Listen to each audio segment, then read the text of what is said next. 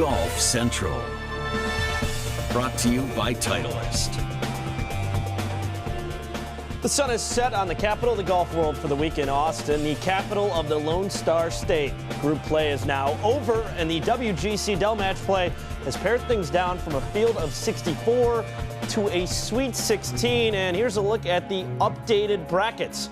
For the round of 16, you see some big names have advanced, as well as some upsets, if you will, rounding things out for weekend play. With that, hello and welcome into Golf Central. George Savarikis with Golf Channel analyst Brandel Chambly. Brandel, took a couple days of build-up to finally get those win-or-go-home matchups on Friday. Well, it was 3 days, really, of mind-numbing number of possibilities and an equal number of memorable golf shots. But you said it, an exclusive field, got even more exclusive as we get down to 16 players. The true match play comes back, and the finality of match play will make already a compelling match even more so. And we had a very compelling match with world number 3 Rory McIlroy taking on Kevin Na. Both guys 2-0 going into Friday. So the winner of this would advance out of Group 3. We pick it up on the 9th, Brandel.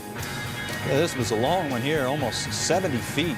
And what you can say about Rory thus far in 2016 is the changed cross-handed putting has brought about a number of long, medium, and short putts finding the hole.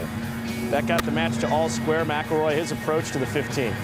106 yards, bit of a blind shot over that brow. But the wind abated today and let these players go to work, and that was nicely done. McIlroy one off at the time. Na, his third to the par 5 16.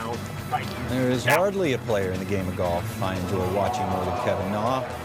He talks to the ball the second it leaves. He contorts his body, hoping to sway the shot. Now this is just a really solid pitch. Nota Begay was on the call. He said he basically has to hole it. And, well, he wouldn't have been more than a half an inch away from doing just that. And then he managed a great pitch at 17 and then a wonderful drive at 18.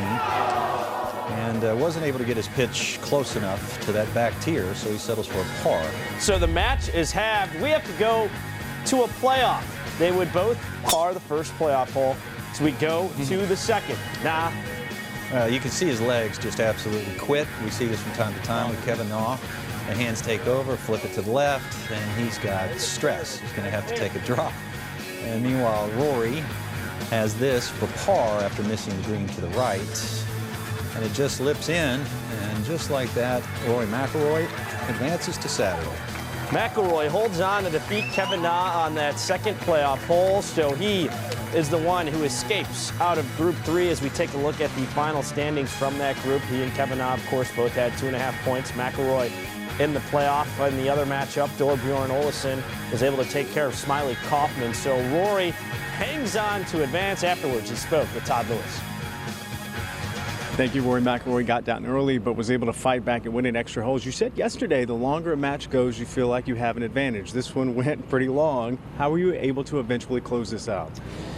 Yeah, you know, I've played the back nine so well this week, and even, you know, if it is tight on the back nine, I feel like with the way the holes are down near the water, it plays into my hands. You know, the ball striker usually comes out on top, and I played those holes pretty well, and got my first lead in the match after 15.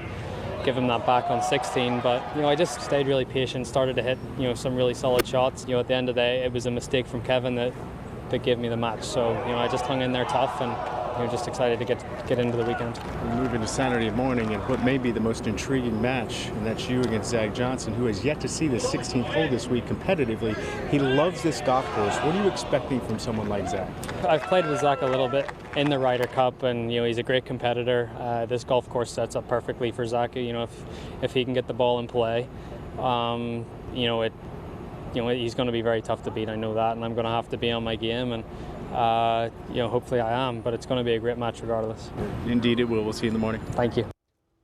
So Rory unbeaten in his last 10 matches in the WGC Dell Match Play. Brando, real quick, quite the impressive numbers he's piled up. Well, when people ask what makes so-and-so a good match play player, typically they're the best players. You know, there's nothing new about that. They intimidate, they hit better shots, and they clearly show that their world rank is superior and their talents are superior. than the player they're facing against. No world rank, pardon me, more superior than #1 in the world, Jordan Spieth, who was taking on his good buddy, Justin Thomas. Spieth, 2-0, so he needed at least a half to advance out of Group 1. And this distance, he has been not at all troubled. A little shorter, and he has been troubled. Matter of fact, near the worst in the PGA Tour. But again, hitting 15 feet right outside 10 feet or so, and the same stroke that propelled him to so much success last year is still evident. It seems as though the putter is starting to really fire on all cylinders when Jordan had said In spots it's not. It has to come around. So Spieth, unblemished, 3-0 as he gets out of Group 1, getting ready to face Louis Oosthuizen. I'm expecting some fantastic golf, a display off the tee like he normally puts on. What a great driver of the golf ball, very consistent ball striker.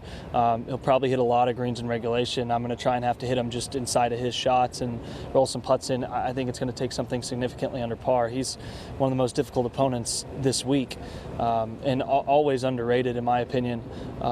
Last time we played him, I played with Dustin Johnson against he and Brendan Grace in the President's Cup, and we got waxed. So I know what he's capable of doing in match play, and going to really try and stay in it because it's going to be hard to get off to a big lead.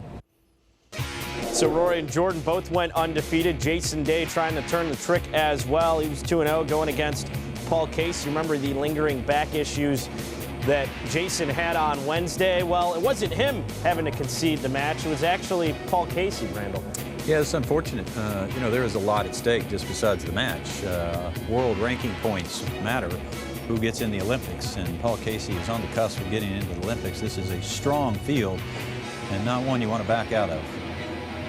So Paul Casey had a stomach illness, forcing him to concede the match on the 7th hole. So Day goes 3-0, gets all 3 points with a quick afternoon to advance to the weekend.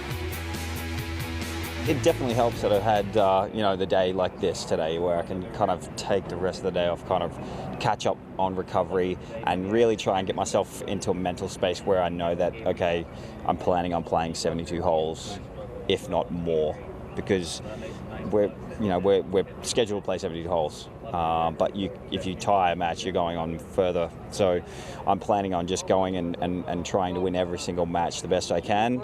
If that takes me 100 holes to win Sunday, you know, it's going to take that. But that's the mental kind of aspect that I have to, you know, bring that into tomorrow's round and further on to the later rounds. On paper, this Group 9 matchup looked like it was going to be an absolute slugfest. Patrick Reed and Phil Mickelson wasn't the case, Brandel. No, it turned into a game of basketball. At one point, he was, well, he had him on life support when he hit this wedge. What you're saying, because he hooped this one all but killed him. It was interesting. I think this format was probably changed because of Phil Mickelson.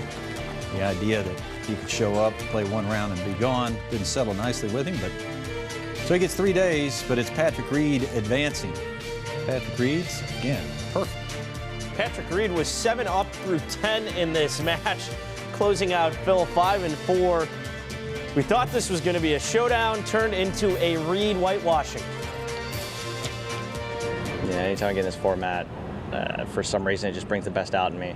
And it's kind of one of these things that, you know, I love to be in, you know, be in the trenches, having a dogfight with somebody, and it's just kind of one of those formats, just kind of fits right in. And you know, I've played well doing it, and you know, throughout my career. But at the end of the day, this weekend's not going to be the easiest thing. I mean, these guys who make it the weekend are obviously playing good golf, so it's just going to get harder from here. I just need to keep on going, do what I'm doing, and continue hitting some good golf shots.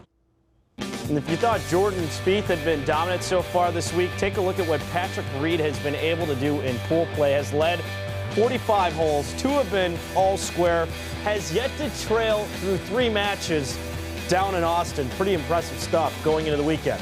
Let's check out Adam Scott and Bill Haas. Each of these guys mathematically had a shot to advance depending on the result of this matchup. Here's Haas on 18.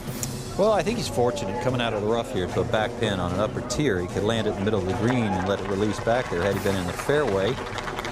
Might have been a little more dicey trying to fly it all the way back there and put the spin on it, and that ball sort of crumbled back towards the hole. And meanwhile, Adam Scott, who had driven it just a bit further, This ball came out a lot hotter and went through the green. The match all square at this point, so Scott would have to win this hole and the match to advance. So not only did he miss, Patrick Reed on a similar line would have been able to go to school, or excuse me, Bill Haas on a similar line would have been able to have a good idea what was going on there. Wins the match and advances. Bill Haas closes things out in style. On Thursday said he didn't want to be all square with Adam Scott going into the 18th because Scott would have the advantage. Not today, as Bill Haas able to close him out 1-up. He goes 3-0 and gets out of Group 6. I don't think it'll be a different feeling tomorrow as it's felt the first 3 rounds playing against an Adam Scott. I mean, you feel like if you don't perform, you're going home. So it won't feel any different. I feel lucky to move this far. It's the furthest I've gotten in this event. So, you know, pretty pumped that I've done what I've done so far. At the show, we're talking playoffs. 3 matches, not enough to crown a winner in a lot of groups today in Texas. We're breaking down the playoff winners who survived to see the weekend next on Golf Central. Golf Central is brought to you by the new Titleist AP irons. Geico. 15 minutes could save you 15% or more on car insurance.